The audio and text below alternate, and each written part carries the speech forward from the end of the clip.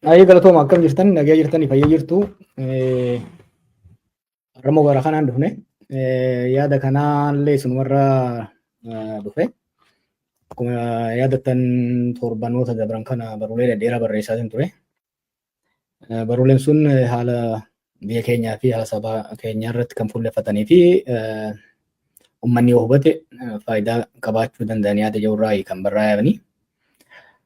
Namoonni hedduunis naqunnamuudhaan gara sagaleetiin dhiyaachuus jaalatanii garuu immoo dhimmoota tokko tokko irratti keessattuu namoota siyaasaa keessatti hirmaannaa hin qabne sooshaal saayinsii keessatti hin jirreefillee ibsa barreeffamoota irratti ibsa kennuun faayidaa irra qaba yaanni jedhu waan dhufeefi kanaaf har'a bifa leekchariitiin isinii dhiyeessuudhaaf murteessee akkuma guyyaa godhaa turre yeroo isintu murteeffate har'a teestii goone bifa leekchariitiin barreeffaman deengadda maxxanse waa'ee dhimma ulaa galaanaa irratti wal qabatee jiru irratti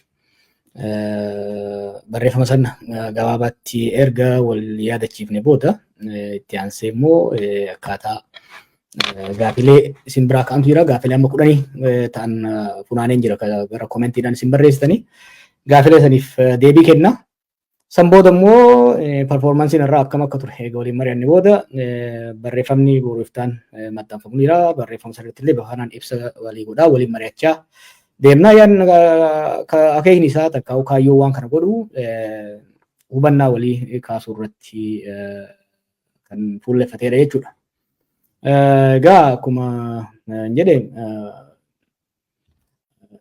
waggaa lamaaf ta'a Itoophiyaa keessatti mootummaa Itoophiyaa Abiy Ahmediin durfamu dhimma ulaa galaanaa ajandaa godhee dhiibaa ture. Jalqaba gara Somaalilaandiidhaan yaalame sunis bakka hin geenye. Saniyaas immoo gara Asab takkaahuu gara Eertiraa irratti kan fuulleeffatame ololli hedduu oowweeti kan deemaa jiru. Keessattuu haasaan torban dabre paarlaamaa irratti godhame ka miirri isaas hedduu ol ka'e ka ho'i isaas hedduu ol ka'e waan ta'eef deebiin gamaa gamanaa biyya keessa biyya alaatii Israa'elis dhufaa jiru kan ol ka'e waan ta'eef kanarratti yaada barreessina. Akkuma barreeffama keessatti agartanitti dubbiin ulaa galaanaa kun dubbii ijoo biyyaati. Ijoo istiraatejii biyya saniitii fi naannoo saniif hedduu murteessaadha. Wanni akka waan kanarratti sirriitti barreessuuf na kakaase Abiyyii fi dabballoonni mootummaa dhimma kana hedduu gama tokkoon ho'isanii gara kaaniin garuu akka dhimma salphaatti yeroo gabaabaa keessatti humna xiqqaadhaan injifannoo argachuu hin danda'amu irratti kan dhiyeessaa jiranii. Haasaa san keessatti olaaltan nuti uummanni Itoophiyaa miliyoona 130, Eertiraan miliyoona 3, Itoophiyaan waggaa tokko keessa miliyoona 3 dabalti yeroo gabaabaa keessatti irra facaanaa kan jedhan agarraa kun haasaa san booda namootumaan tokko tokko hoggan gaafadhu namni gariin keessatti warri diyaasporaa jijjiiru kun tokko tokko vakeeshiniidhaaf Asab deemuudhaaf qophaa'uudhaaf yaadi hundi akka jiruun arge. Kanaaf mi'a fachaa xiqqoo wanni kun akka laaffisanii ilaalan kanaa miti. Laaffisanii ilaalanii yoo deeman taate balaan isaa akka biyyaattis akka sabaattis guddaa waan ta'uuf waan kana wal barsiisuu qabna kan jiru irraa kanatti deemnee jechuudha. Haalli kun hagamta akka laafaadha. Hagamta akka xaxamaadha. Humni Itoophiyaan amma keessa jirtu, haara Itoophiyaan amma keessa jirtu buufata doonii Asab humnaan qabachuudhaaf dhuguma ni dandeessisaa eega jiru fuulleeffannaa xiinxala kanaati jechuudha. Lola biyyoota lamaa egaa Itoophiyaan Asab humnaan qabachuudhaaf amma kabiideessaa jirutti humnaan qabachuudhaaf lola biyyoota lamaatu gaggeeffama. Lola Eertiraa fi Itoophiyaatu gaggeeffama. Lolli biyyoota lamaa keessaa kamtu mo'achuu danda'a? Lolli kun hagamta akka dheerachuu danda'a? Aarsaa hagamta akkas kafalchiisuu danda'a? Bu'aan isaa hoo maali jechuudhaaf ulaagaalee gurguddoo hedduu jira. San keessa warri gurguddaan 5 irratti fuulleffachuu dandeenya. Tokko jabina humna waraanaatii fi humna nageenyaa biyyootaati. Lammaffaan hiriiraa fi hariiroo waraanaa takkaa'uu guuza gamni lamaan baafachuu danda'u jechuudha. Guuza jechuun gama dhaladheetti jigii gama jiddu galeessa Oromiyaatti kan jedhamu kana jechuudha. Sadaffaan hamma deeggarsa hawaasummaa biyyoota lamaan san keessaa dhufuudha. Afuraffaan immoo haala diinagdee yoggaa jennus guddina isaa akkasumas baasii biyyi sun baasu jechuudha. Shanaffaan dhageettii dippiloomaasiiti. Yeroo murtaa'aa tokko keessatti yeroo ammaa fakkeenyaaf Itoophiyaan biyyoota ollaa weerartee waraanaan injifattee ulaa galaanaa san qabattee itti fayyadamuudhaaf wantoonni shanan kun guutamuu danda'uudha qaban jechuudha. Jabina waraanaa cimaa lolee mo'achuu danda'u. Guuza warra kaan irra wayyaa biyyoota ollaatii fi biyyoota biraatirraa guuza jabaa deeggarsa hawaasummaa uummata biyya ofii keessatti deeggarsa hawaasummaa cimaa haala diinagdee lola san baadhachuu danda'u akkasumas dhageettii dippiloomaasii dhiibbaa dippiloomaasii yookiin immoo firoota dippiloomaasii qabaachuudha barbaachisa jechuudha. Kanaaf dhimmoota shanan kana madaalleeti kan lolatti deemnu. Humna waraanaa irraa yoo kaanu taate raayyaan ittisa biyyaa Itoophiyaadha. Egaa lola kana kan geggeessu hunda caalaa raayyaa ittisa biyyaa ta'a. Raayyaan ittisa biyyaa takka makkalaakayaan takka naashinaal armiin Itoophiyaadha yeroo ammaatitti lola biyya ollaa tokko wajjin godhee lola biyya ollaa sanirraa takka sirna biyya ollaa san jijjiiree takka lafa takka irraa muratee qabatee turuu ka dandeessisu humna qabaa jennee olaalle kan qabu ka jirtudha. Maaliif tokko seenaa waggaa torbaati kan haasaa jiru. Waggaa torban irraa warri wayyaanee godaanee abiyyi aangootti waggaa dhufu waraana warri wayyaanee jaarrate kan dhaale. Waraanni sun dantaa murna sanii bifa fayyaduun jaarame. Abiyyi dantaa isaatii bifa ta'uun haaromsuudhaaf waggaa tarkaanfii fudhatu tarkaanfiin inni fudhate kan namoota keessaa jijjiiruu qofa. Kan namoota keessaa jijjiiruu qofa. Haardweerii qofa keessaa jijjiiree jechuudha. Qondaalota jeneraalotaa fi qondaalota adda addaa sabaan Tigree ta'an keessaa baasuu bira dabree hojiin riifoormii keessattuu imaammata isaa jijjiiruudha. Fi akeeka loltummaa indoctrination purpose of war wallolli sun waraani tokko loltuun tokko waggaa duula deemu waan du'ee ajjeesuuf qabaachuu danda'uudha qaba. Ideoloojii qabaachuu danda'uudha qaba. Eenyuufin du'aa kaayyoo kamiin deemsa ka jedhu kun haaromfamuu qaba. Yoo adattan gaa warri akka kiyya dulloomtan dabanee Ihaadeeg maaltu ture? Heera mootummaa tiksuu fi abiyyootaayyuu dimokiraasii tiksuu ture. Mee bakka jirtanitu gaafadha. Bara bilxiginnaa tana akeekni raayyaa ittisa biyyaa maali kan jedhu loltoonni kunuu sirriitti leenjiin hin kennamne jechuudha. Egaa raayyaa ittisa biyyaa leenjii gahaa haaromsa gahaa keessattuu bifa yaadaatiin imaammata gahaadhaan hin ijaaraminitu abii aangoo qabatee waggaa lama keessatti lola Tigraay seene. Lolli sun waraanni sun lola Tigraay seene torbaan lama keessatti injifannoo arganne haa jedhamu malee balaan dhufe akkuma yaadattan jarri gara lola riphee loltummaatti deebi'anii haleellaa geggeessaniin miidhaa hagammaa warri mootummaa kun amanuu hin dandeenyetu raayyaa ittisa biyyaa sanarra gahe. Keessattuu warra lolee lolchiisu warri sadarkaa mato alaqaa shaalaqaa irra jiru front line irratti lolchiisu mid level commanders jennuun kun namni xiqqaan hin dhumne jechuudha. Warri lolee lolchiisu kan waggaa 10 hamma 20 muuxannoo qabu achitti murruqte. Yeroo baay'ee taankii fi madfi achitti barbadaa'ee booji'ame ilaalla. San caalaa garuu warri lolchiisu warra sadarkaa shaamballii shaalaqaa jiru kana leenjisanii lolatti seensuudhaaf waggaa 15 waggaa 20 sanii ol fudhata. Kun miidhaa guddaa turre gahee jechuudha. Mo'amee Tigraay keessaa bahee olmoos sadarkaa Finfinnee dhufanirra gahee san booda lola marsaa dhumaarratti illee nama hedduutu miidhame. Raayyaa ittisa biyyaa bifa kanaan miidhaadhaaf saaxilametu deebi'ee immoo Amaaraa fi Oromiyaa keessatti lola keessa seene. Lolli Oromiyaa fi Amaaraa keessatti geggeeffame miidhaa biraa immoo fideef. Kunis maali? Akkuma beektan saboonni lamaan kunii fi naannoleen lamaan kun bakka lakkoofsi wayyabni raayyaa ittisa biyyaa irraa dhufe naannoo fi saboota lamaan kana keessaa. wal waraansi waliini civil war naannolee lamaan kana keessa godhamu loltuu kana ajjeechaaf ka du'aa bira dabree psychological rakkoo keessa geesse.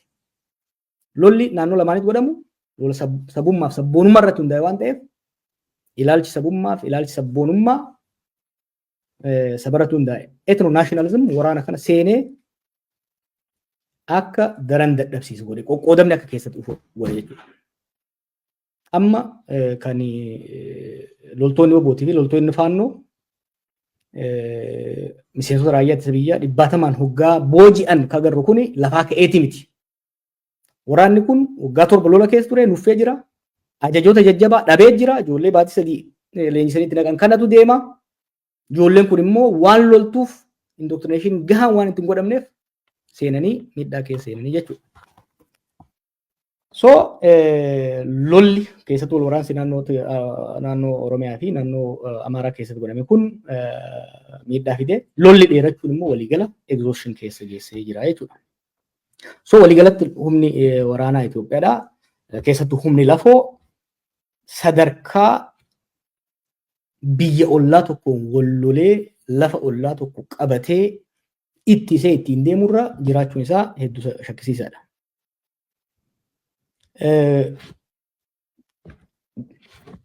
Humni lafoo amana laaffatee kanaafuu humna qilleensa halaallu. Abiyyi amma kaadiroota walitti qabee hoggaa haasa'u yeroo baay'ee even actually paarlaamaa irratti illee dubbata. Nuti lola jaarraa dabaree lollu lola ammayyaa lollaadha. Wanni inni ittiin dhaadatu olaantummaa humna qilleensaati. Dhugaadhaa waraanni Itoophiyaa raayyaan ittisa biyya Itoophiyaa olaantummaa humna qilleensaa qaba kan warra Eertiraatirra. Dirooniinis bara ammaa kana keessatti bara ammayyaa kana keessatti lola godhamu irratti dhiibbaa guddaa akka godhamtu addunyaan hundi kan irratti walii galu jechuudha. Garuu waan mootummaan kun uummatatti himaa hin jirre jira. Tokko humni qilleensaa Eertiraa akka amma dabballeen haasoftu kanaa miti. Torban dabree yoo agartan hoogganaan RSF kan Suudaan waan dubbate qaba.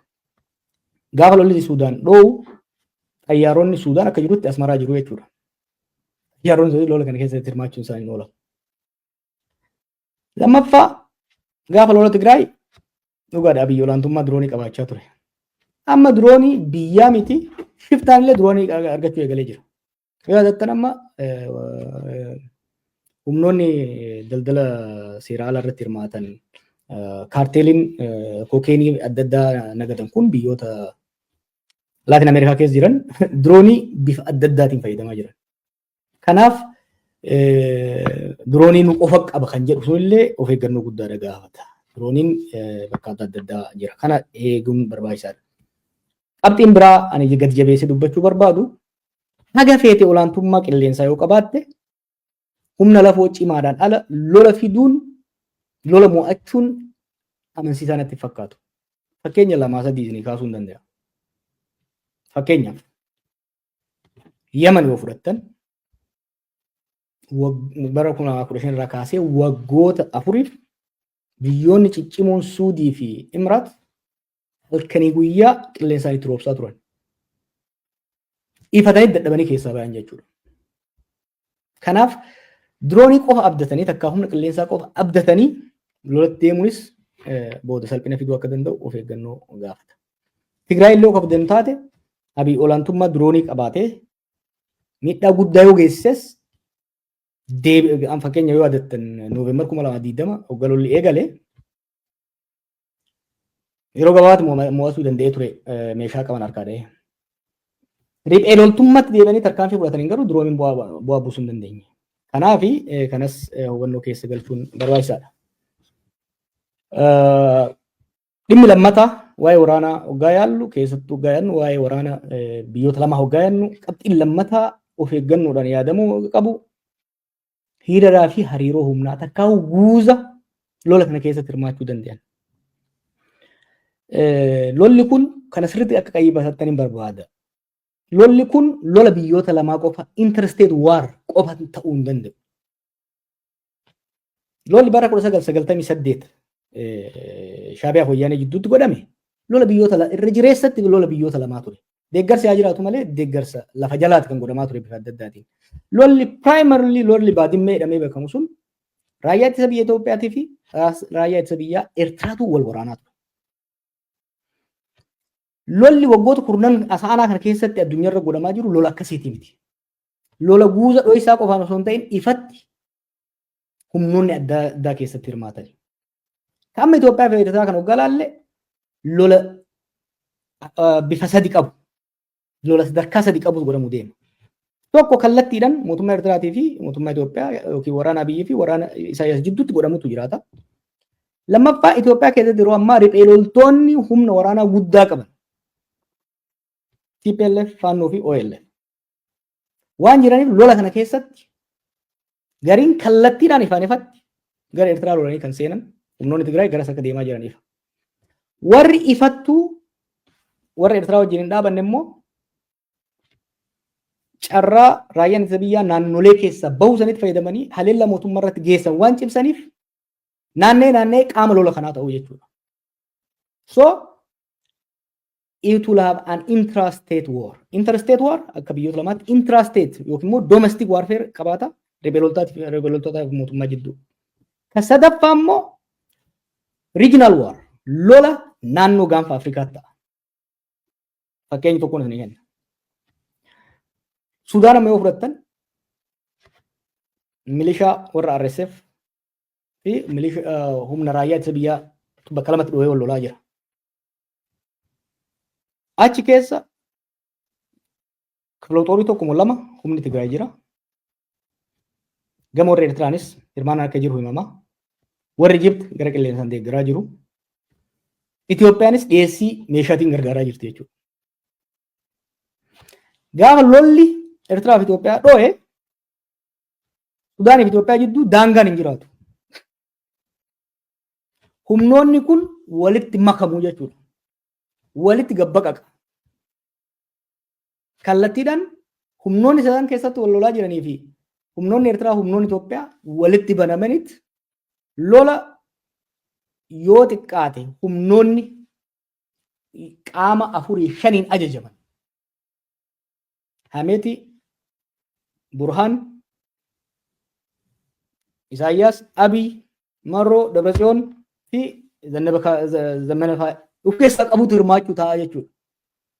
I want you to understand the enormity of the complexity that will come with this. So, kana hubachuun barbaachisaadha. Kana boodaan immoo warra afran shanan kana boodaan immoo warra ulee ergisuutu dhufuu ta'a. Gama Itoophiyaatiin Emiraat shakkii malee deeggarsa itti fufti. Gama Eertiraatiin Ijipt shakkii malee hirmaannaa arraa argaa jirtan. Suudiilleen kallattiilleen ta'uu baatu duubaan itti dhufti jechuudha. Akkasuma akkasiin bal'isaa deemuu dandeenya jechuudha. So hiriira hariiroo amma deemaa jiru kuni akka amma Abiifaa dhiyeessanitti Eertiraan xiqqittiin kophaa isii nu dura dhaabattu osoo hin taane lola gandii hundi guuzatti wal yaamee wal afuufuuf taa'u akka ta'e hubattanii akka itti deemtaniif. Qabxiin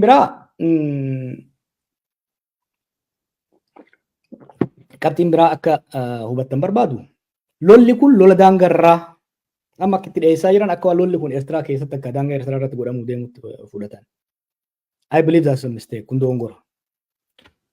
Lola Eertiraa amma dura godhame lama haa fudhannu. Lolli zamana Haile Sillaasee fi Dargii godhamaa ture Eertiraa keessatti. Naaqfaatti, Afabat keessatti, Masawwaatti godhamaa ture. Daangaa gammoojjii Eertiraa keessatti godhamaa ture jechuudha. Lolli baadimmee jennuun immoo kabara eeganutuu dhalanne booda godhame kun yoo daangaa Tigraayii fi Eertiraa takkaa'u daangaa Itoophiyaa fi Eertiraa jidduutti gad siqee godhame jechuudha. Lolli amma dhufu kuni hedduu gadi siqa. Raayyaa gaditti yoo inumaatu gara Abbaayitti siquu baate raayyaa gaditti eegalaa jechuudha kun. Walloo irratti eegalaa jechuudha. Maaliif raayyaan ittisa biyyaa bara Dargii hanga Eertiraatti to'annoo waan qabuuf riphee Eertiraa Afabatii fi Saawwaa keessatti haleeluudhaaf kan hirmaachaa ture. Bara Mallasaa immoo Baadimmee Shiraaroo Buree irratti kan lolaa ture. Bara kana Tigraay keessaan dabree loluu hin danda'u. Maaliif Tigraay gara kaan fudhatti? Carraan Eertiraa bira ga'uu hin danda'u gara lama qofa. Yoo akka yaadan kan humna Tigraay guutuutti daakanii bira dabran sun waan walaalamu ta'e gara Affaarinii fi gara Matammaatiin gara daangaa Suudaanii. Akkuma isin jee gama Suudaaniin lolli jiru sun san laafaa hin godhu. Gara Affaar kanaan immoo haalli qilleensaaf teessumni lafaa Itoophiyaadhaaf kan aanja'u akka hin taane warri lola 1998 irratti hirmaatan loltootas warra siyaasaas hedduu isaanii dubbiseen jira. Akka malee ulfaataadha. Ho'i isaas haalli qubsuma lafaa isaatis laaftutti amma yeroo baay'ee faarsii bultoonni tokko tokko lafa qalloo asab gabbuutti san laalanii fiiganiituma waan bishaan seenuu danda'an itti fakkaata. Lola 98 akka ulamaa godhame lola baadimmee jedhamee yaamu kana keessatti waraanni Itoophiyaa lakkoofsa guddaan kan wareegame gara Buree kanarratti jechuun gara Affaariin godhamu kanarratti. Bakki injifannoon guddaanis ittiin argamin ka boodallee araaraan waliigaltee Aljarsiin akka dhumu shoora taphate keessa gara Affaar kanaan waan ta'eef achiin dhiibuun baay'ee rakkisaa waan ta'uuf lolli kuni gadi siqee akka lolamu hubachuun barbaachisaadha.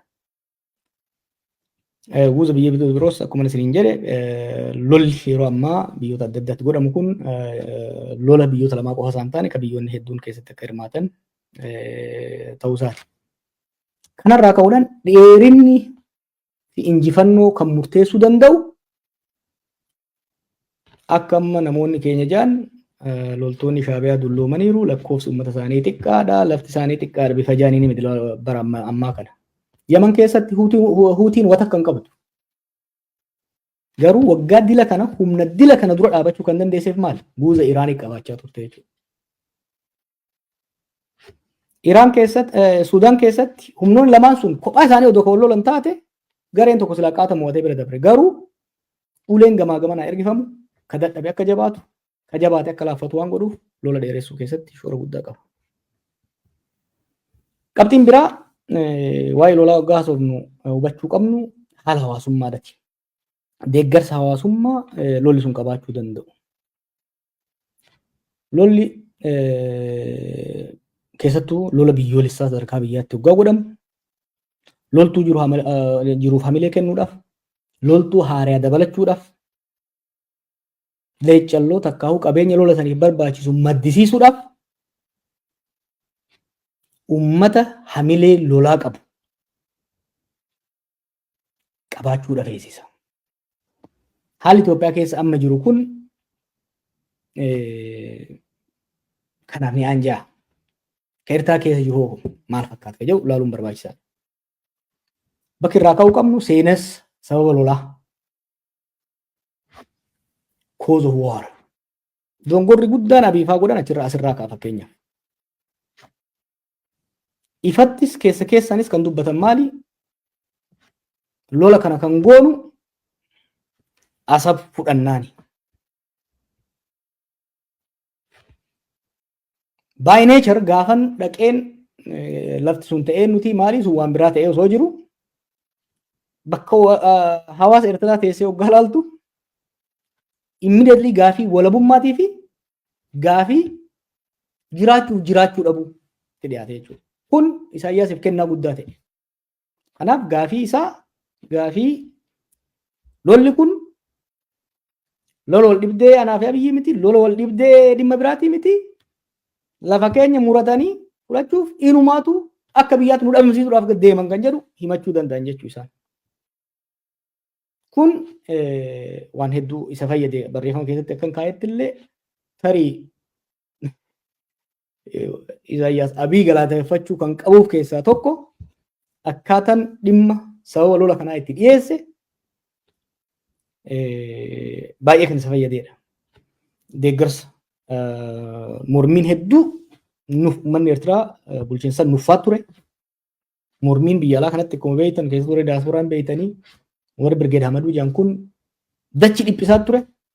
Amma sun hundi dhaame even warri argaa jaarsaan barbaannee fi bifuma kamiinuu isa balleessuudhaaf qabsaa'aa turan amma cinaa hiriiruu danda'anii jiran jechuudha. Ilaalcha hawaasaa Itoophiyaa fi Eertiraa wal bira yoo ilaalle dhimmi asab dhugaadha. Itoophiyaa keessatti ajandaa hedduu hawwataa ture. Dhimma Abbaayitti aansee dhimma laga Mormoritti aansee ajandaan guddaan uummatoota silaa ittiin sochoosuu danda'amu. Kabara 1997 takkaa'u 2005 mormitoonni warri Qinijjitii sun Ihaadeeg ittiin mo'atan tokko keessaa tokko dhimma asab ture. Garuu ajandaan tokko yeroo hunda gatii qabaata jechuu miti. Akkuma meeshaan tokko yeroo hunda gabaa irratti gatii qabaata hin jedhamne gatii qabaata jechuu miti. Haalli Itoophiyaa keessaa amma jiru tokko wal waraansi yeroo dheeraa waggaa 7 kun uummanni waa'ee lolaa kan dhageenye maaliif lolli kun duuti mana nama hundaa akka seenu godhee jira.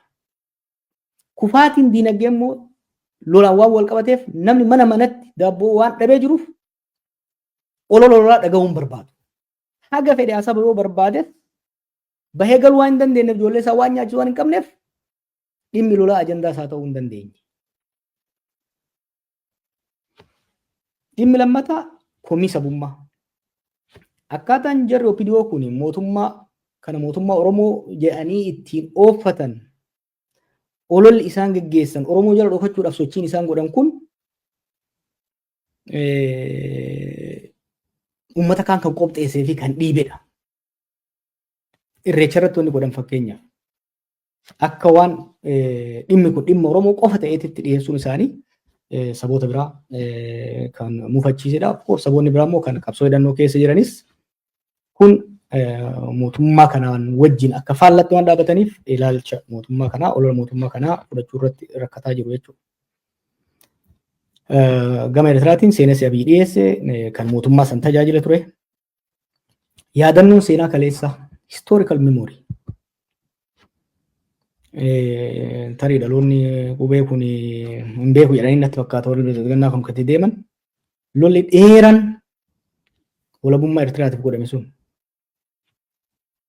dhumara bu'aansaa waan fedhes yoo ta'e kan lammiileen biyya sanii irra jireessi irratti hirmaatanii fi wareegama guddaa itti kafalan waan ta'eef akkaataan naareetiiviin asitti dhiyaatu takkaa'u seenessi gama Itoophiyaa irraa gama mootummaa Itoophiyaa irraa dhiyeessu kun madaa kaleessa akka hooqee fi ka uummata laalaa keessa galche akka ta'e barbaachisaadha. Kanaaf gama Eertiraatiin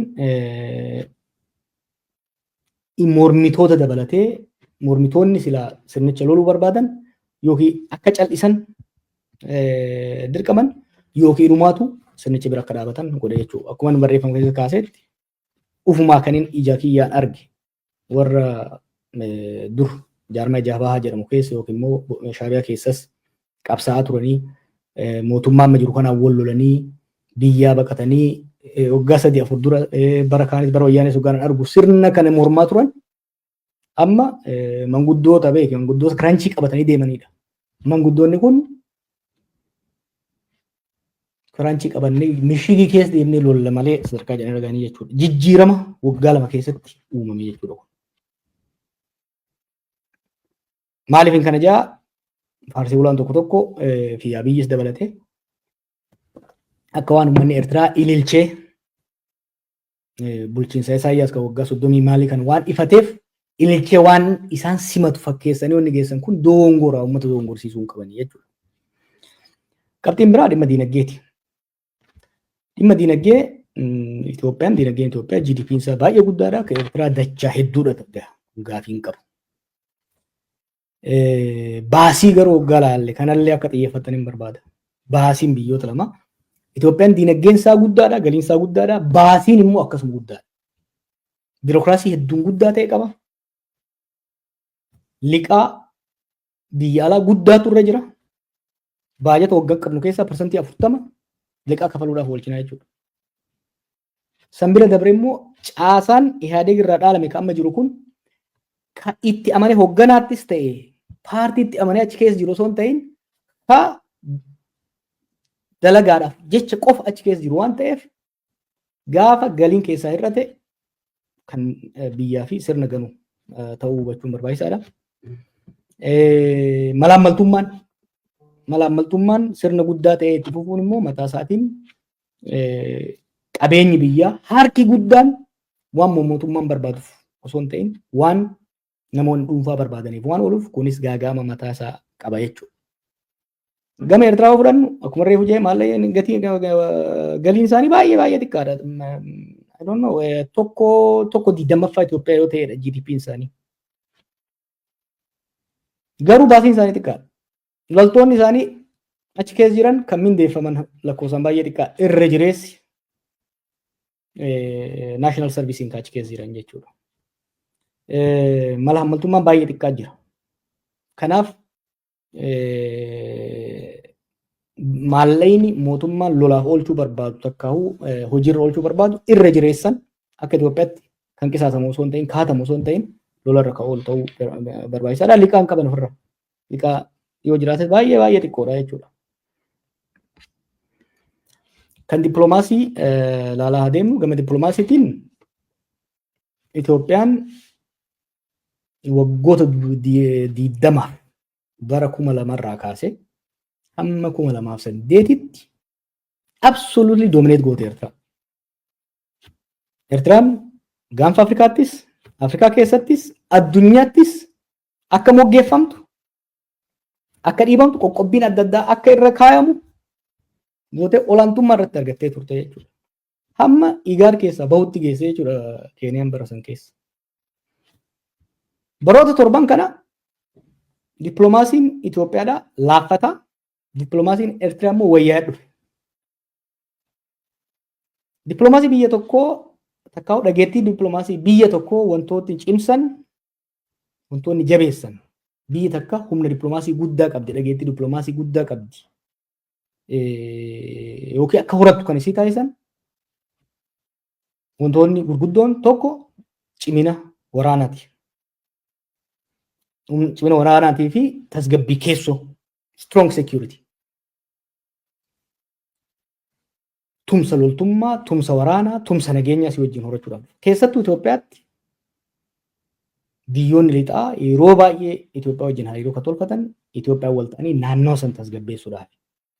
Hamma barootaas dhiyootitti Itoophiyaan anchor state madda tasgabbii waraanni ishii bira dabree Suudaan kibba, Suudaan gudditti, Koongoo, Laayibeeriyaa deemee nagaatti eegsisaa ture akkuma yaadattan. Tokko dhimma waraanaati. Lammaffaa dhimma diinagdeeti. Yoo diinagdeen biyya tokkoo saffisaan guddataa jiraate, yoo haalli biyya san keessaa tasgabbiin biyya san keessaa investimentiidhaaf gaarii kan ta'u taate biyyoonni si wajjin daldaluudhaaf biyya kee keessatti lammiileen isaanii kubbaaniyaaleen isaanii dhufanii akka dalaganiif hamileedhaan hariiroo dippiloomaasii cimsanii jechuudha. Waggoota torban darban Itoophiyaan maaliif kan agarre? Sababa waraansa keessootiin waraanni raayyaan isa biyyaa laamshaa deeme. Ammas lolli biyya keessaa bal'atee waan deemeef humna itti hidhatanii, itti firoomanii nagaa ofii eegsisan osoo hin ta'in biyya ifiifuu nagaa ofii eeguu hin dandeenye taate jechuudha. Gama diinagdeetiin sababa lola kanaatiin diinagdeen akka malee laamsha'uu irraa kan ka'e investimentiin dheessaa malee dhufaa hin jiru. Waan tokko kana yeroo baay'ee na ajaa'ibe even warri Chaayinaa Itoophiyaa dheessaniiti kan deemaa jiran jechuudha. Kun gama dippiloomaasiitiin Itoophiyaadhaaf haala hedduu rakkisaa akka ta'e beekuun hubachuun barbaachisaadha.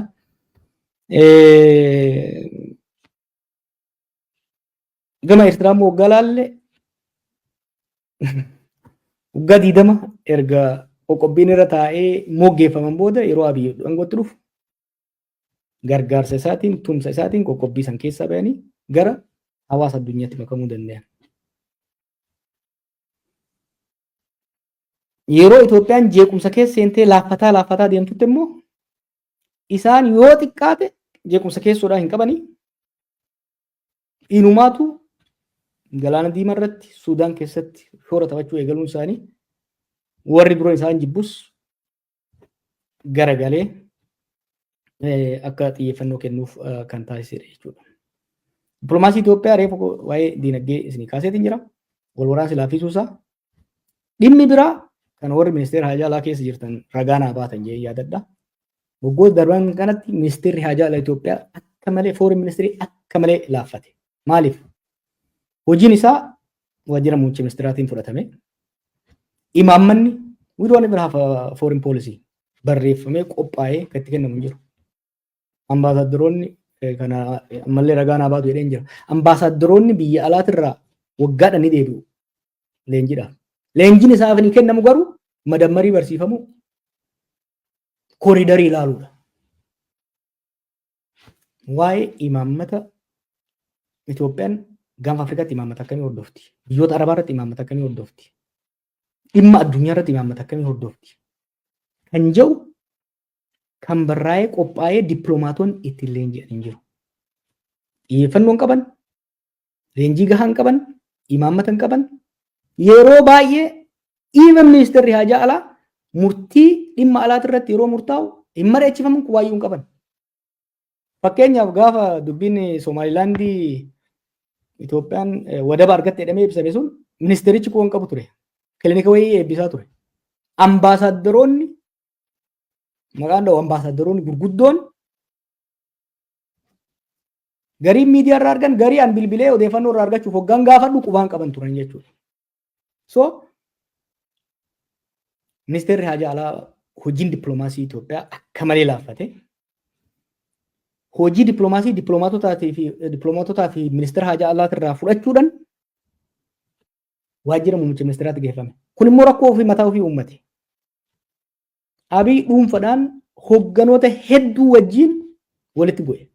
Takka ni arrabse, takka ni sobe. Yeroo ammatti yoo namicha Imaraat ta'e malee hogganaan tokko fayyaa isaan wal qabu hin jiru. Kun hariiroon hogganoota jidduu jiru kunis dippiloomaasii Itoophiyaa hedduudha jechuudha. Kanaaf lolli yoo ka'e Eertiraa fi Itoophiyaa jidduutti guuzni dippiloomaasii guuza waraanaa arlii dubbannee jirra. Guuzni dippiloomaasii garam deema? Gara kam deema ka jedhu tilmaamuu ni danda'ama. Fakkeenyaaf erguma Abiy dhaatatu eegale biyyoonni gurguddoon Ameerikaa fi Ingiliziin akeekkachiisa Itoophiyaadhaaf kennan. Kun waggaa 7-8 dura, even waggaa 5 dura hin yaadamu ture. Kalees kana maxxansa tokko agartan manni marii nageenyaa UN kan Raashiyaan pirezidantii itti taate. Iyyannaa Abiy dubbiin ulaalaa jedhee himannaa Abiy Eertiraa irratti geeffate hin dhaggeeffannu jedhee dide. Kan dhimmoota almost dhimmoota 99 irratti dhibba keessaa 99 irratti garaagarummaa qaban biyyoonni koree nageenyaa UN keessa jiran akka Chaayinaa, Raashiyaa fi Ameerikaa irratti walii galaniitti didan jechuudha. Kun kufaatii agarsiisuu qaba jechuudha. Dhimma dippiloomaasii waggaa kaafnu shoora Masrii immoo gadi hir'ifnee ilaaluu hin danda'u hin qabu. Isaan duubaan Suudiin. Masriin sababa haala baha jiddu galeessaa kanaan kan ka'e akkasumas jaallummaa bulchiinsa Tirampii wajjin qaban irraa kan ka'e dhiibbaan dippiloomaasii ishii dhageettiin dippiloomaasii ishii baay'ee guddateera. Durillee guddoodha amma baay'ee guddatee jira. Dhiibbaa dippiloomaasii kana immoo Eertiraadhaaf ergifti. By the way kun waan gara fuulduraa dhawwaaqaa jirra. Kan amma dura ta'e irraa ilaaluu danda'uu qabna.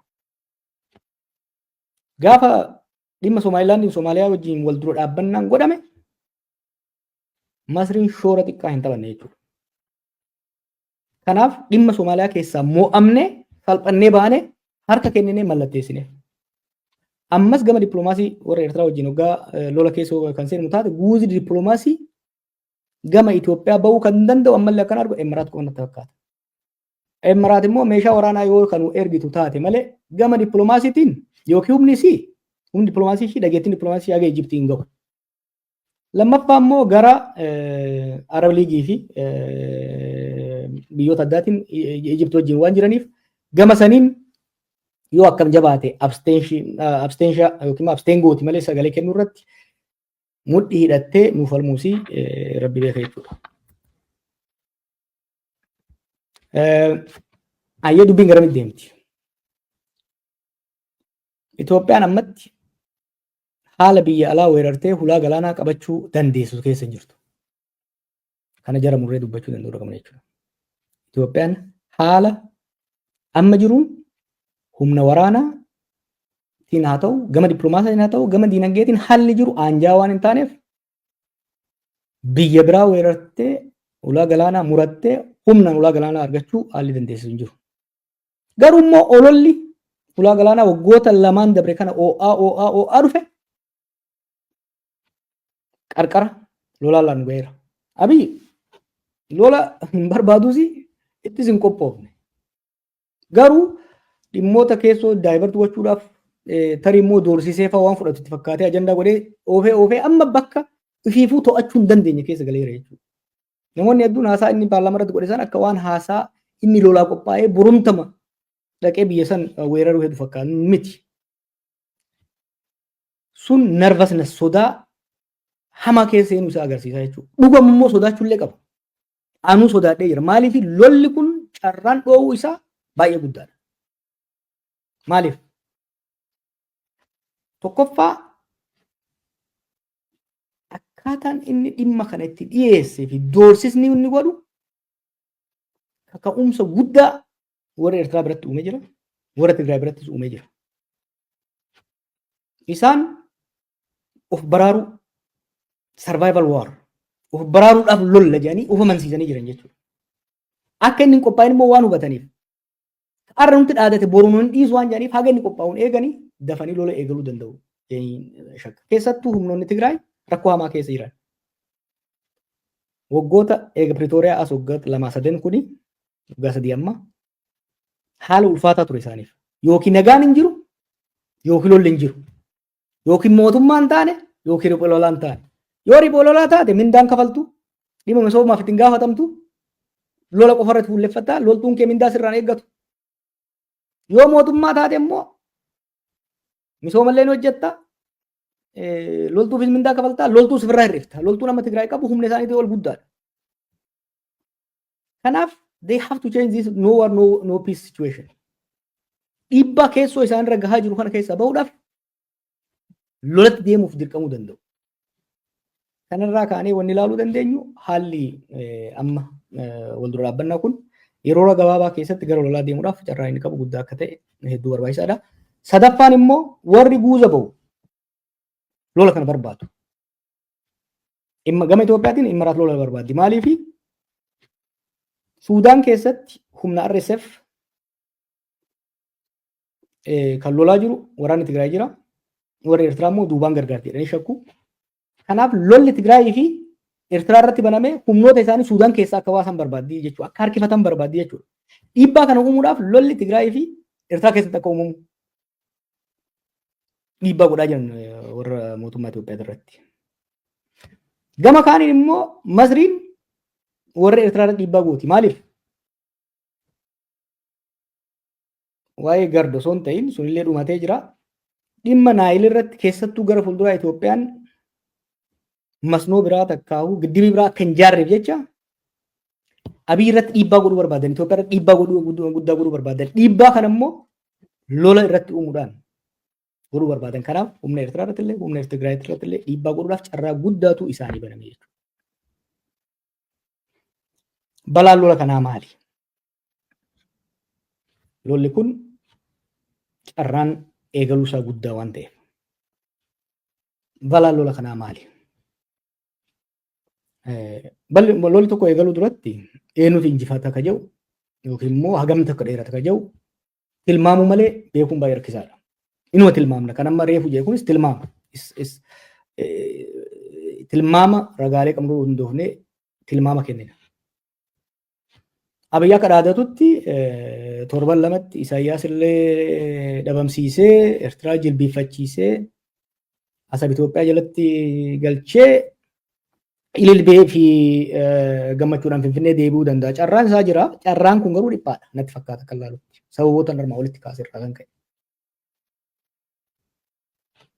Lolli dhoonan carraan guddaan jiru kan hedduu dheeratuudhaati fi kan bal'achuudha. Ni dheerata ni bal'ata. Akkuma namaan jettu lolli baroota asaanaa kana biyyoota adda addaa keessatti dhooyu yeroo inni fudhatu ni dheerata ni bal'ata. Qaama hirmaachisuus bal'isaa deema jechuudha. Raashiyaa fi Ukireen. Raashiyaan gaafa Ukireen weerartu torban 2-3 keessatti Kiyev qabattee mootummaa san fonqolchitee lafa kiyya jettu murattee galuudhaaf qophii irra turan.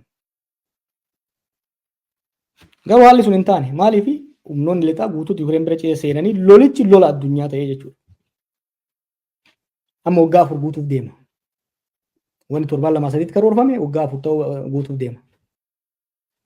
Yaman yeroo biyyoon ollaa hundatti mootummaarra aananii warra Huutii kana tuman yoo akkam guddate ji'a 1-2 keessatti fixnee galla jedhaniiti kan deeman. Waggaa 4-5 tumanii dadhabanii biraa galanii kun wagammaa lolli sun itti fufaa jira jechuudha. Biyyuma keenyatti yoo fudhanne Tigraay 7-2 keessatti injifanneerra jedhee Abiin Maqalee dhaqee biyya adatanii suuraa inni yuunifoormii waraanaa uffatee dhaqee sanboota lolli sun itti fufee waggaa 2 dhumaatiin sun hundi gahee yeroodhaaf illee taatu lolli sun jaarsummaadhaan adda dhaabatee amma dhoowuudhaaf deema jechuudha. Kanaaf lolli carraan dheerachuu amma fa'a guuzni biyya keessattis guuzni biyyoota ollaattis ka addunyaattis waan hammaatuuf lolli Eertiraa fi Itoophiyaa jidduu godhamu carraan dheerachuu isaa guddoo akka ta'e hubachuun barbaachisaadha. Reefu jeeraa Suudaanis qaama lola kanaa taati. Humnoonni lola kana keessatti hirmaatan cufti kasaaraa guddaatu irra gaha. Eertiraan barbadaa'uu dandeessi. Kasaaraa dinagdee guddaa hin qabdu ka qabdu sun miidhamuu danda'a. Tigraay lola darbe keessa dhugaa dubbanne magaalonni Tigraay hedduun rukutamne. Amma kana keessa miidhamuu danda'an. Warri gamaa gamanaa hirmaatus kasaaraa dinagdee haa taatu, kasaaraa ilmoo namaa haa taatu, kasaaraa infraastiraakchar bifa adda addaatiin kasaaraa keessa seenu. Kasaaraan garuu ka hunda caalaa ka Itoophiyaatu hammaata. Maaliif? Tokko Itoophiyaa dhaboonni kun cittoo irratti fanxoo ta'a. Saba lola Eertiraa wajjin godhamuutiin lolli Itoophiyaa keessa godhamaa jiru, Oromiyaa keessa godhamaa jiru, Amaara keessa godhamaa jiru ni hammaata. Tigraay wajjin haaraatti dho'a. Kun diinagdee daran kuffisa. Gaagamni diinagdeetii fi gaagamni nageenyaa walitti dabalamee carraa biyya kuffisuudhaa guddaadha qaba jechuudha. Akka Oromootti immoo yoo fudhanne kan sirrii dhaggeeffadhaa. Akka Oromootti immoo yoo ka fudhannu taate lola kana akka lola Oromootitti saba Oromoo qofaatitti dhiyeessaa jiru. Sabboonummaa Oromoo galtee lola kanaa gochuudhaaf hedduu wixxifataa jiru. Sirbi adda addaa bahaa jira. Oromoon lola kanatti akka abboomamu godhamaa jira. Lolli kun dheerachuun milkaa'uu dhabuun hongayuun dhufnaan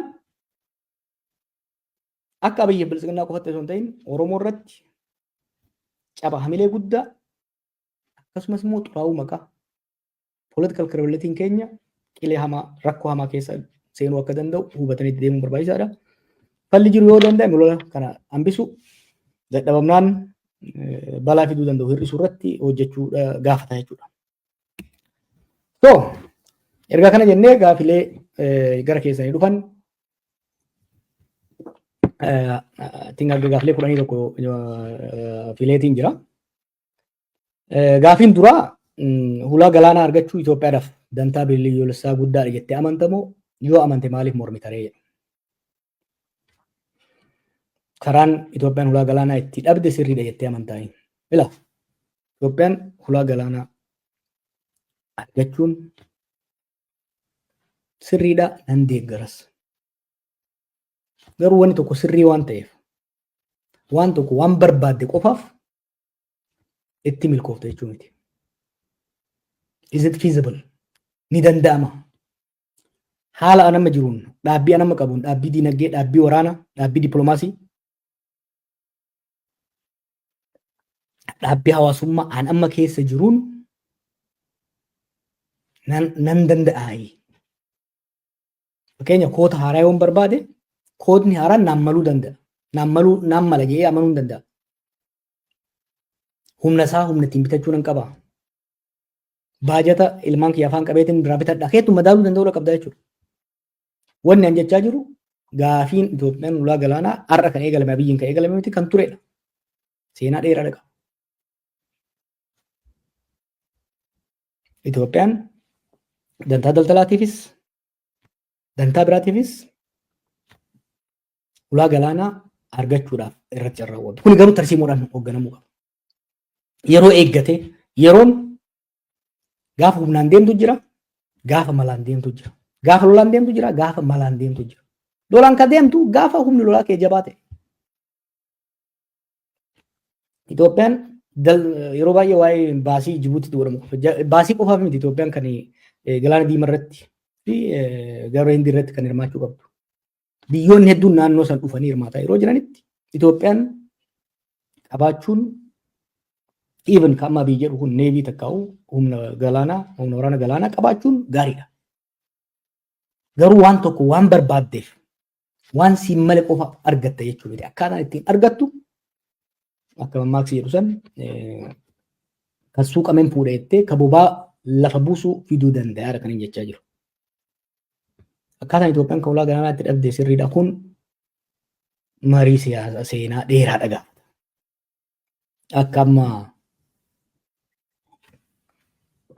Akka ammaa bifaa jedhanitti mallasaan fa'aa lafumaa ka'anii muraniin kennine. Seenaa dheeraa lola waggaa 30 ilmaan biyyattii murru godhe. San booda waan dhufeedha. Yoo carraan seeraan mormatanii deemuu jiraate sun karaan ittiin deemamuu qabutu jira. Yoo karaan dippiloomaasiin danda'amu taate gara inni deemamuu qaba. Suni garuu tarsiimoo itti yaadanii xiinxala bal'aa godhanii yeroo fudhatanii malee osoo ittiin qophaa'in dhaadachuudhaa fi ulee mirmirsuudhaan waan dhufuu miti jechuudha. Gaafiin lammaffaa yoo Shaabiyaa TPLF fi faannoon waliin ta'anii mootummaa kana waraanan akka uummataatti uummanni Oromoo maal gochuu qaba? Oboon hoo yoo jarri kun deebi'anii kan Finfinnee qabatan taate hireen Oromoo maal ta'a jettee yaadda? Oromoon abbaa biyyummaa isaa gonfatee nagaan Oromiyaa fi Itoophiyaa keessa ni jiraata jettee yaadda? Kun gaafii guddaadha. Gaafii guddaadha. Ni ta'a hin ta'u maal taana kan jedhu kanarratti barreeffama dheeraa qopheessaan jira. Barreeffama akka kanaa dheeraa marii bal'aa kun gaafii akkam barbaachisaadha. Gaafii mataa Oromoo hunda keessa jiru akka ta'e nan beeka. Ammatti hin deebisu barruu bal'aadhaan barreessee san booda yeroo fudhannee bal'inaan irratti mari'annaa jechuudha. Gaafii akkam barbaachisaa gaafii namuu itti yaaduu qabu gaafii Itoophiyaadhaafis Oromoodhaafis konsikwensii guddaa qabu waan ta'eef tuttuqee bira darbuun barbaadu garuu akka gaafiitti isin mataa keessa kaa'adhaa irratti barreessaan jira. Guyyoota muraasa booda maxxansee san booda bifa kanaan irratti mari'anna. Gaafiin sadaffaa Ijiptaan garuu nu sodaachisaa diina keenya hunda nurratti hidhachiisaa jiraatti. Nuti waan ittiin sodaachifnu harkaa qabna moo sodaachisuuf ni sodaanna kan jedhu. Ijipti wajjin wal dhibdee dantaa qabna. Fundamental conflict of interest qabna. Isaan bishaan Abbayyaa irratti olaantummaan deemuu barbaadan, bishaan kan akka nu fayyadamu barbaadan, kana nu dadhabsiisuudhaaf akka nuti mirga bishaan sana irraa qabnu hin fayyadamneef tooftaa sadii fayyadaman. Bara dardara ta'e irraa kaaseen barreessaa ture. Bara 2009 jechuun waggaa 14 irraa kaasee barreessaan ture. Tarsiimoo sadii fayyadaman. Tokko jeequmsa keessoo Itoophiyaatti eegalu keessatti wal waraansa keessoo Oromiyaa Itoophiyaa keessa jiru hammeessuu tokko. Itoophiyaa fi biyyoota ollaa isii walitti buusuu yookiin immoo walitti buusa bu'an walitti buusan hammeessuu. Sadaffaa hawaasni addunyaa, jaarmaaleen addunyaa, biyyoonni addunyaa humna qaban gama dinagdeetiin akka nu gargaarre gama dippiloomaasiitiin nu moggeessuu nu dadhabsiisudha. Sadeen kana keessaa lamanutu ofitti bana. Lola keessoo dirreen siyaasaa dhiphatee namni gaafii siyaasaa isaa qawweedhaan kaasuun deemuu isaatitu Ijiptiif carraa kenna. Waan tokko waliin sabnu. Humni riphee lolaa ta'ee qawwee kaase tokko dhiheessii isa barbaachisa. Haga fedhe Jawaar asirraa lallabee abaareef humni riphee lolaa ta'e tokko dhiheessii meeshaa isa barbaachisu tokko fudhachuun isaan oolamu. Sheexanni illee of deef nama fudhata. Bara Haayila Sillaasee irraa kaase riphee loltoonni Itoophiyaa keessatti dhalatan gargaaramaa turan. Baandaa hattuu jechaanii ooluu dandeenya. Garuu Finfinnee irraa akka inni hin jiraanne gaafii siyaasaa isaa karaa nagaatiin akka hin geggeeffanne ukkaamsite yoo dhiira taate bosona dhaqeeti naan loli jetteeni gaafa bosona dhaqee qawwee kaasu qawwee mintoof lamaan nan mo'attu jetteeni kilaashiin barbaadadha baazuqaan barbaadadha gaafa jee cinaa yoo laalu hoodhu ka je'uun een jara jechuudha. Kanaaf Itoophiyaan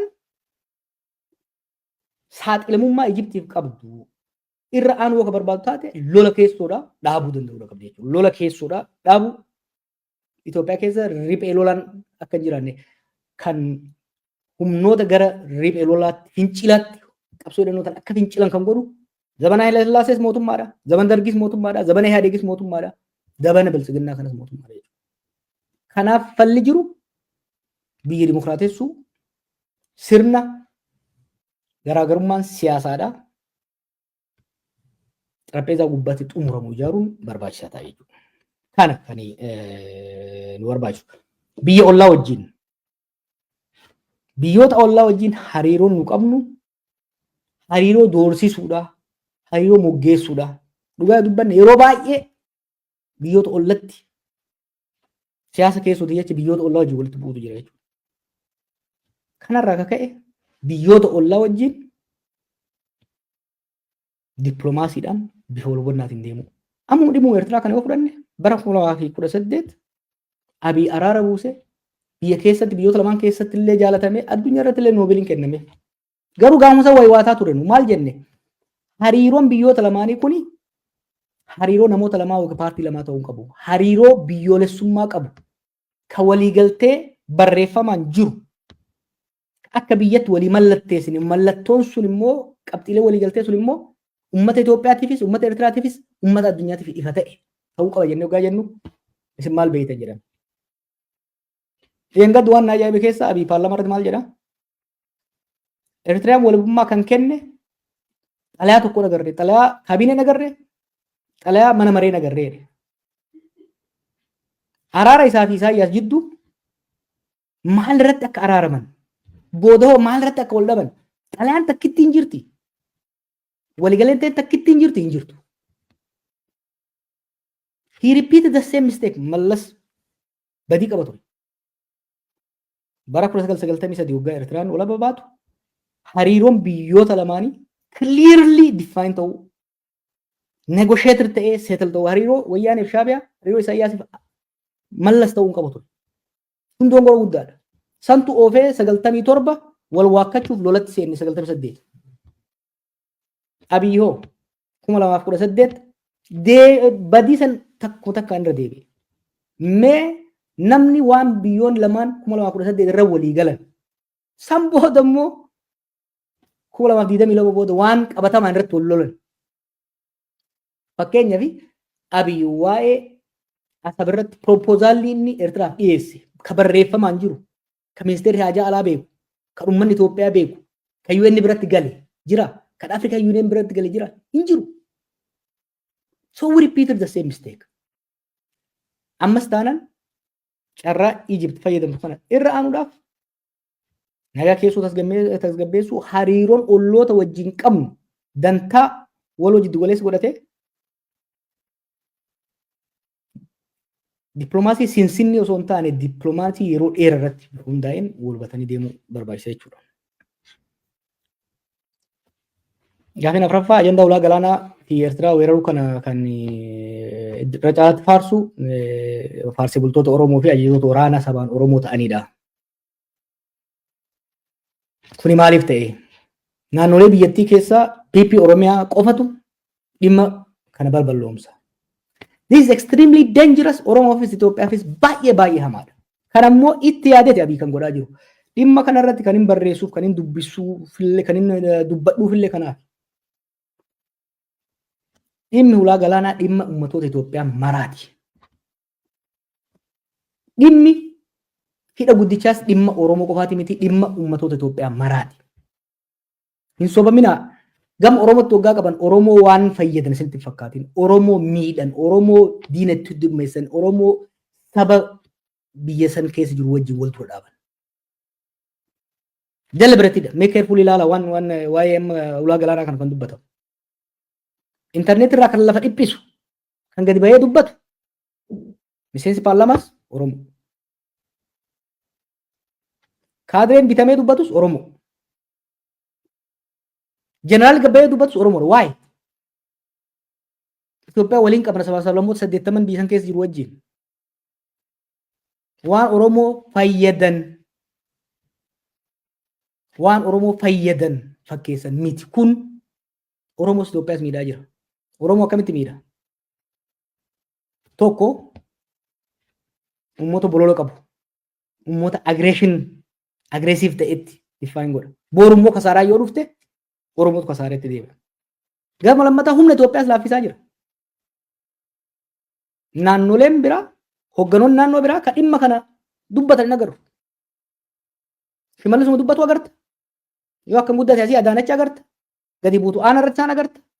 Bakka biraatti hin agartu. Dhimma Itoophiyaa irratti uummata Itoophiyaa hunda dubbachuu qaba malee sabni tokko qofti dubbachuu hin qabu. TPLF dogongora guddaan isiin hojjette keessaa maalinni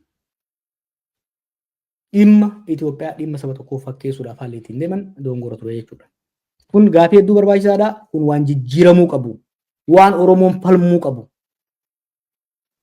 Nuti mootummaa Oromooti kan jedhan kun of eeggannoo guddaa gaafa ofirraa dhiibuu barbaada. Dhimma Itoophiyaa, lammiilee Itoophiyaa, sabaa sablammoota Itoophiyaa hunda wajjin kan ilaalamuu qabu. Dhimmi biroo rib keessoon takkaahu raayyaan ittisa biyyaa Itoophiyaa keessoon isaa laafaadha.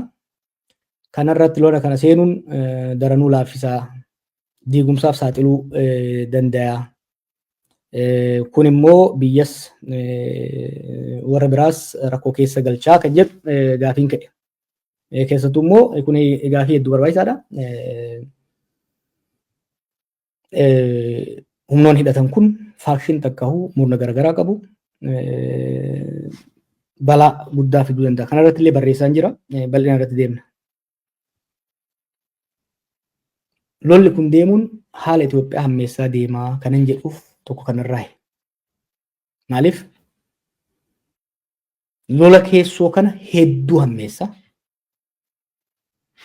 Humnoonni riphee lolaa hin ititiin kun lola dalgaas wal jidduu lola dalgaa gaggeessuudhaaf sirnicha wajjin immoo kallattiidhaan gubbaadhaan gaggeessuudhaaf dhiibbaa guddaa waan godhuuf of eeggannoo guddaadhaan deemuun barbaachisaa ta'a jechuudha. Kabiraa qabxiin shanaffaa ta'e dabaloonni bilxiginaa tokko tokko barreeffamni Jawaar rakkoo tarreessuu malee yaada furmaataaf keessaan qabu jedhanii. Gaafa rakkoon saaxilamu furmaanni hoomeerree jedhu wallaala immoo beekaa godhu. Rakkoo beekuun rakkoo xiinxaluun karaa furmaataa keessaa isa guddaadha. Garuu barreeffamoota kiyya keerfulii yoo kan laaltan taate furmaatallee ni eera. Meegaa kanarratti furmaanni hin jiru yoo kan jedhu taate gaafii yoo kan dhufu taate isaan immoo bal'inaan irratti deemnee irratti barreessine irratti haasa'uudhaaf. Rakkoo kanaaf malli maali jedhee gaafiin namni dhiyeessu yoo jiraatu irratti illee barreessuudhaaf qophiin qabaa jechuudha. Gaafii torbaffaan hoggansi paartiilee Oromoo kan KFO, Kawafidoo kanneen biroo ABOs dabalatee durumarraa kaasee dhimmi Eertiraa kun of eeggannoo guddaan akka deemamu, hojii dippiloomaasii guddaan akka deemamu, ajandaa akka ta'u yeroo dheeraaf irratti haasa'amaa turanii.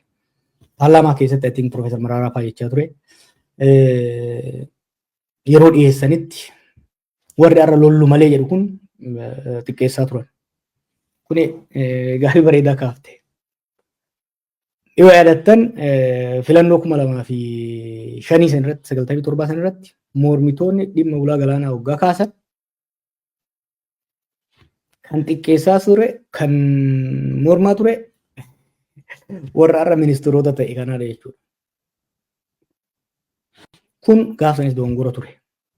Har'as gara galan immoo ni lolla jedhanii iyyuudhaaf deemuun isaanii dogongora ture.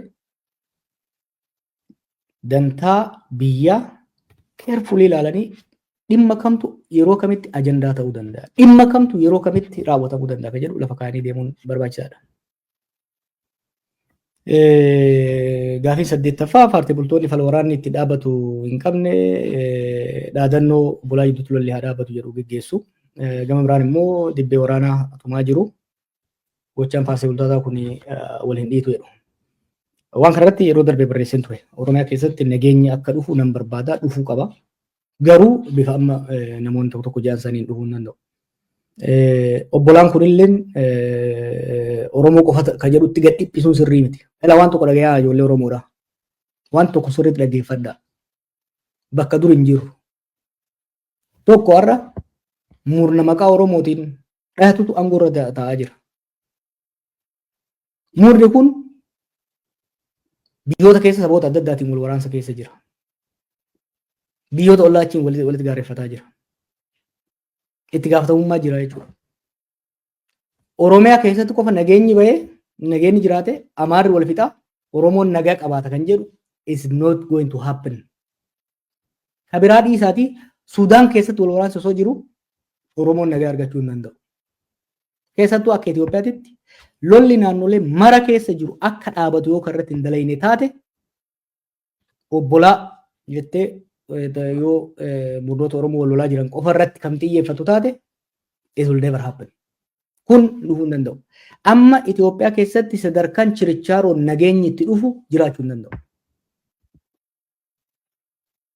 Kanaaf gama tokkoon Oromiyaa keessatti nageenyi akka dhufu jechaa gara kaaniin humnoota Tigraay humnaan haa cabsinu Eertiraa dhaynee haa qabannuun cinaa tokko haddatanii cinaa tokko dhiisu mana tokko cinaa tokkoon ibiddatti qabaa gara kaaniin bishaan itti firfirsina jedhanii deemuu waan taateef kunis sirri miti waan sirraa'uu qabu jechuudha.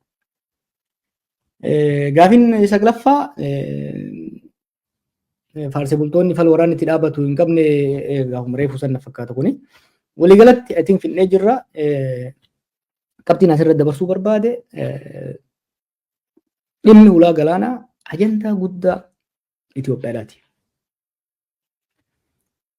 Akkaataan itti dhiyaatee fi haalli itti dhiyaatee fi waqtiin itti dhiyaate ajandaa kana balleessee jira.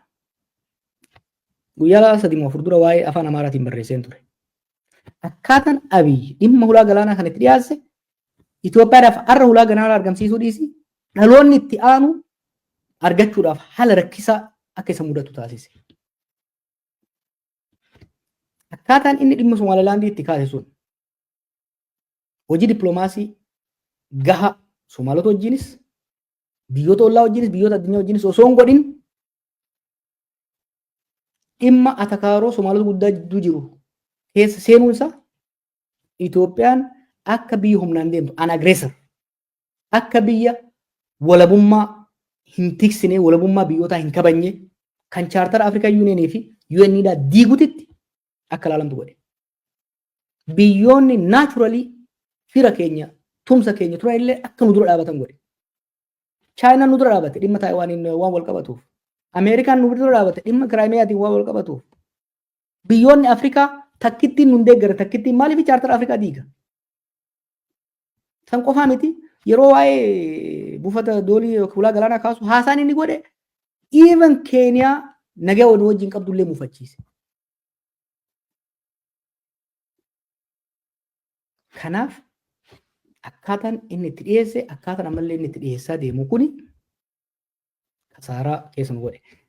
Dhimma Somaaliyaa irratti mo'amuun humna keenya, reputeeshinii keenya, maqaa keenya balleesse. Amma booda biyyoonni ollaa ofirraa nutti suudhaaf inshuraansii bitachuu eegalan. Inshuraansii fakkeenyaaf Jabuutii fudhadhaa. Nagaan waliin daldalaa turre. Garuu haasaan Abiy ifattii fi iccitii fakkeessee dhoksatti namoota adda addaa wajjin godhu maal uume?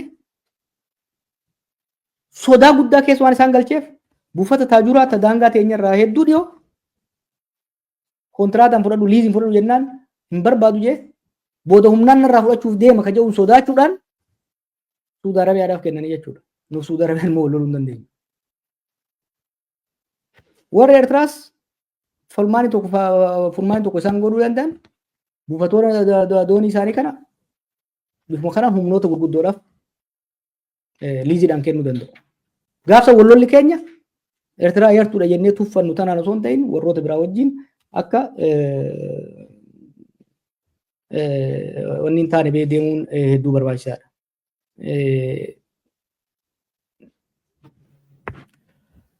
Waliigalatti egaa halli dhimmi doonii kun itti dhiyaate takka dhimmi ulaa galaanaa kun itti dhiyaate rakkoo guddaa kan qabu biyya keenyas kan miidhe ammatti illee immoo of eeggannoo baannaa of eeggachuu godhuu baannaan gara fuulduraas kan miidhu akka waan ta'eef jarjarri gara olaatti godhamu kun akka dhaabatu keessattuu tanaan hin fixa. Keessattuu yaaliin lola kana maqaa Oromootiin goggeessuudhaaf godhamu Oromoo salphina hamaadhaaf diina hamaa diinota hedduu diinota biyyoota ollaa keenya kan fagootti nutti horatu lammiilee keenya addunyaarra faca'anii jiranitti balaa guddaa akka uumu waan ta'eef kun sirraa'uu qaban ja'a. Gaafilee hafan yeroo biraatti deebina guyyoota itti aanan immoo qabxii gaafii reefuu deebisin ka yoo lolli kun dho'ee kan deemu taate Oromoorra maaltu gaafa jedhu san bal'inaan itti deemna dhimmoota biraarratti illee barreeffamnee wal dhumna. Hopefully mariin kun isin fayyadee yookiin immoo haga tokko waa'ee barreeffama kiyyaa ibsa isinii kenne jedhee yaada. Gara fuulduraa immoo bal'inaan walitti deebina yaada keessan naa ergaa waan kana itti hafuufnu immoo itti haadhiifnu interview miidiyaalee adda addaa wajjin goonu itti fufna. Bifa kanaan waan hin barreessu kana isin ibsee gaafilee keessan illee isin deebisuun hin fayyadamu hin miidhaa. Faayidaan qabu immoo ni fayyada ka jedhu yaada keessan gama keessaatiin naa ergaa. Har'aaf nagaan bulaan jaa nagaatti.